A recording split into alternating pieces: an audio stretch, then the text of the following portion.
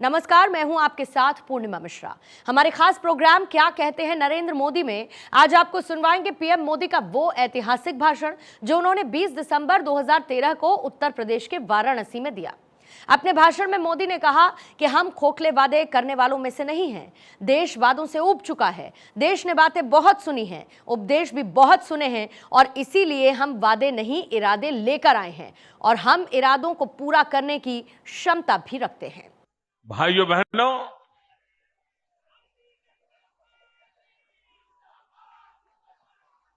गंगा मैया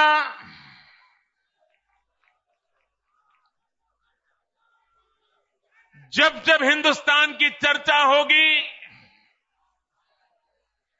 भूतकाल में जब जब हिंदुस्तान की चर्चा हुई है, गंगा मैया की चर्चा के बिना हिंदुस्तान की चर्चा अधूरी होती है। भाइयों बहनों, औरों के लिए गंगा एक नदी हो सकती है, हमारे लिए गंगा सिर्फ नदी नहीं, ये हमारी मां है, मां।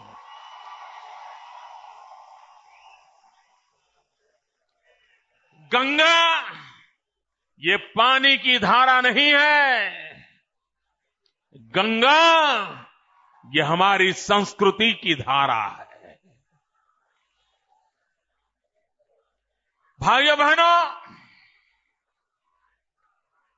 इस गंगा की सफाई के लिए न जाने कितनी योजनाएं बनी, न जाने कितने बजट खर्च किए गए, न जाने कितने कमिटियां बनाई गई, लेकिन पता नहीं चल रहा है कि गंगा के अंदर क्या ये रुपये भी बह जा रहे हैं क्या?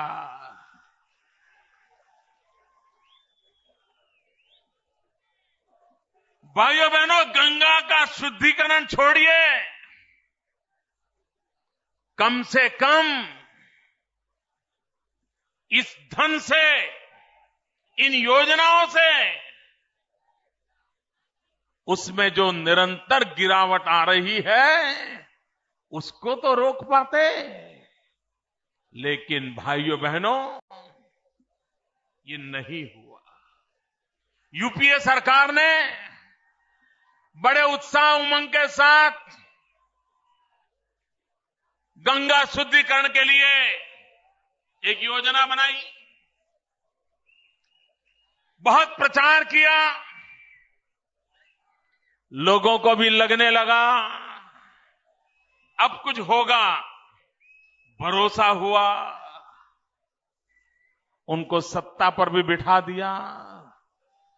लेकिन मेरे उत्तर प्रदेश के भाइयों बहनों, और आज गंगा मैया की इस पवित्र धरती से मैं देशवासियों को भी कहना चाहता हूं कि 5 साल में 3 मीटिंग करने के सिवाय ये दिल्ली में बैठी हुई सरकार ने कोई काम नहीं किया है।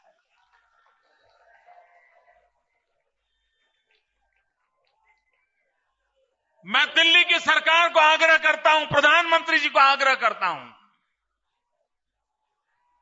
जरा देश के सामने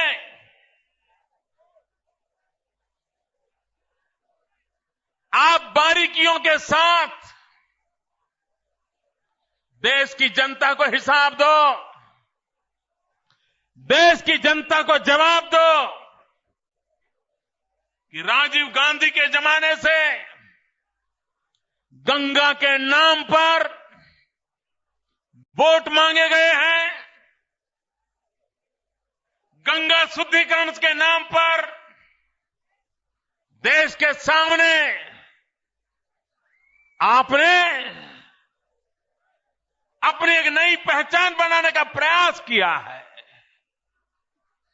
गंगा के नाम पर हजारों करोड़ रुपए देश की तिजोरी से निकाले गए हैं। देश की जनता हिसाब मांगती है, जवाब मांगती है कि गंगा शुद्धिकरण के लिए आपने क्या क्या किया, कब किया, कैसे किया, और देश ये भी जानना चाहता है किस किस के लिए किया। भाइयों बहनों, आप मुझे बताइए, अकेले गंगा के मुद्दे पर मैं देशवासियों को भी कहना चाहता हूं, उत्तर प्रदेश के भाइयों को विशेष रूप से कहना चाहता हूं, गंगा के नाम पर जो देश के नागरिकों को मूर्ख बनाया गया है, उनको अंधेरे में रखा गया है, उनके साथ चीटिंग हुआ है। क्या भाइयों बहनों, गंगा जैसे पवित्र काम में भी इस प्रकार का पाप करने वाले लोगों को फिर से सरकार बनाने देनी चाहिए? मुझे पूरी ताकत से बताओ भाइयों, जिन्होंने गंगा के साथ खिलवाड़ किया उन्हें सरकार देनी चाहिए, जिन्होंने गंगा को अधिक बर्बाद किया उनको सरकार देनी चाहिए। ये देश उनको दे सकते हैं? अरे जो गंगा नहीं संभाल सकते वो देश को क्या संभाल सकते हैं भाई?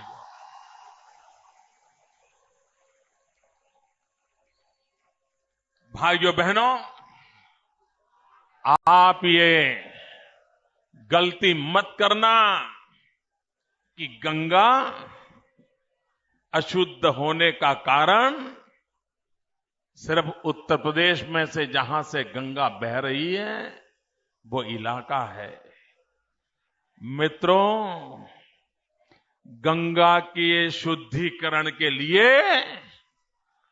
पहले दिल्ली को शुद्ध करना पड़ेगा, लखनऊ को शुद्ध करना पड़ेगा, तब जाकर के गंगा शुद्ध होगी।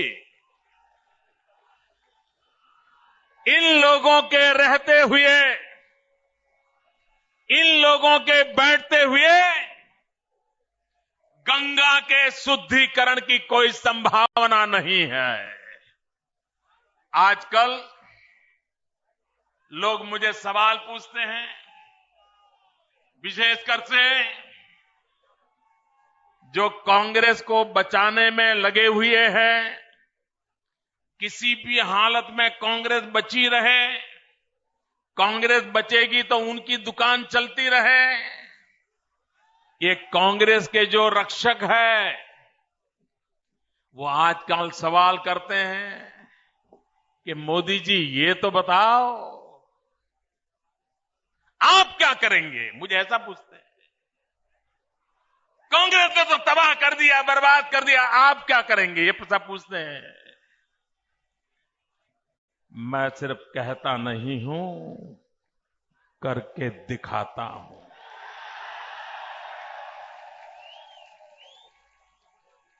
और जिनके मन में ये सवाल है, जो मुझे पूछ रहे हैं कि आप क्या कर सकते हो, उनसे मेरी प्रार्थना है, एक दिन निकालिए, एक दिन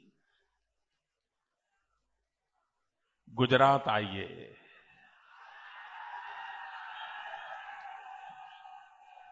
अहमदाबाद की धरती पर आइए, साबरमती के किनारे पर जाकर के खड़े रहिए।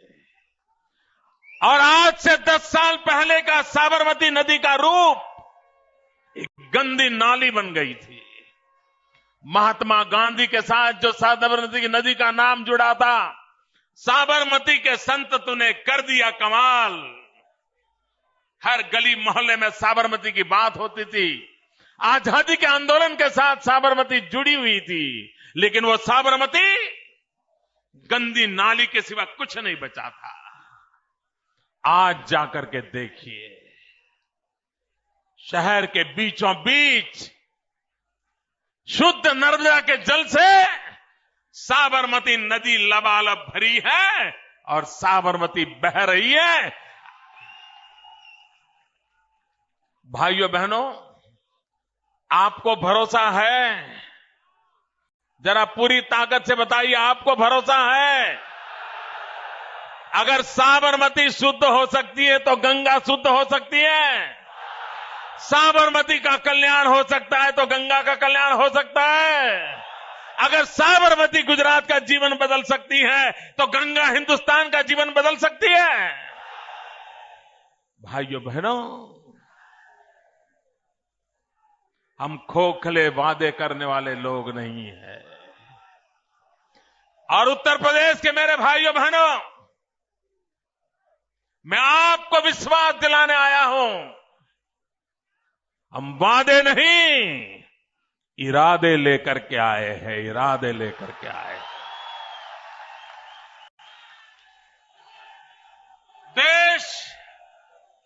देश वादों से उब चुका है। देश ने बातें बहुत सुनी हैं, उपदेश भी बहुत सुने हैं। अब तो देश को धरती पर सच्चाई उतारने का इरादा है और इसलिए मैं आज कहने आया हूं, हम वादे नहीं, इरादे लेकर के आए हैं और इरादे पूरा करने की क्षमता रखते हैं। भाइयों बहनों, कुछ लोग सोचते हैं